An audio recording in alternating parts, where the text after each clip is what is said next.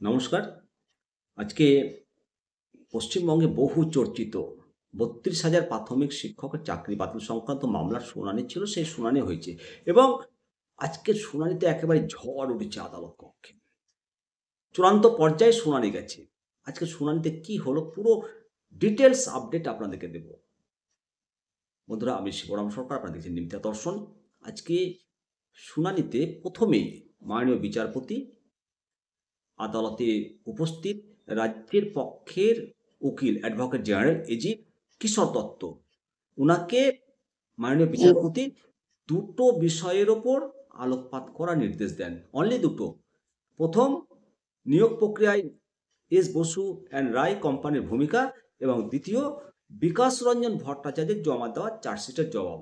এই দুটো বিষয়ের ওপর আলোকপাত করার নির্দেশ দেন। এর উত্তরে আদালতকে অ্যাডভোকেট জেনারেল জানান যে ৪ঠা অক্টোবর ২০১৬ সালে একটা বোর্ড রেজুলেশনের মাধ্যমে এস বসু অ্যান্ড রায় কোম্পানিকে কিছু প্রশাসনিক দায়িত্ব দেওয়া হয়েছিল এবং এটা অত্যন্ত গোপনীয় ছিল। এই কোম্পানি ১,২৫,০০০ প্রার্থীর আবেদনপত্র বাছাই করেছেন এবং জেলাভিত্তিক তালিকা তারা প্রস্তুত করেছে, আর ইন্টারভিউয়ের জন্য তালিকা আর অ্যাটেন্ডেন্স শিট তৈরির মতো তারা কাজ করেছে।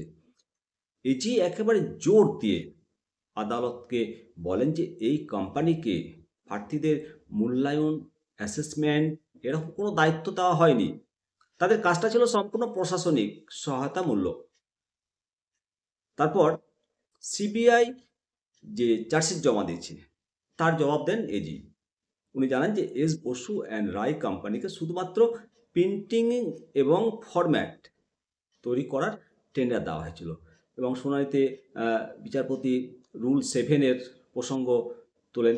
তখন কিছুটা বিভ্রান্ত হয়ে যান এজি সাহেব।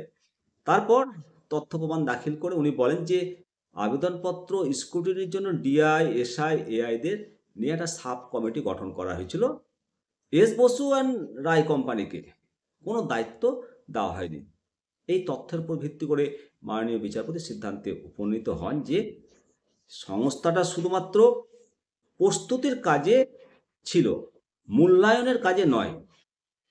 এজি অ্যাডভোকেট জেনারেল আবার বালুরঘাটের উদাহরণ দিয়ে ব্যাখ্যা করেন যে ইন্টারভিউ প্রক্রিয়ায় সাব কমিটিগুলোই পরিচালনা করত, যে সাব কমিটিতে স্থানীয় স্কুল কর্তৃপক্ষ, পুলিশ, ডিএম এবং ডিআইকে নোটিশ দেওয়া হয়েছিল এবং তার সপক্ষে যে মূল্যায়ন করেছেন এবং মূল্যায়নের সঙ্গে এস বসু রায় কোম্পানি যুক্ত ছিল না, তার প্রমাণস্বরূপ উনি আদালতকে জানান। অপরদিকে বিকাশ রঞ্জন ভট্টাচার্যের দাখিল করা বিভিন্ন যে তথ্যের ব্যাপারে আলোকপাত করতে বলেন মাননীয় বিচারপতি, এর উত্তরে এই যে জানান যে একবারে ভুল সাবমিশন বলে আখ্যা করেছেন এবং তিনি বেশ কয়েকটি পয়েন্ট ধরে সেগুলো আদালতকে তথ্য দেন, যেমন প্যারা 10, প্যারা 11 এবং অন্যান্য প্রার্থীদের তথ্য জানান আদালতকে।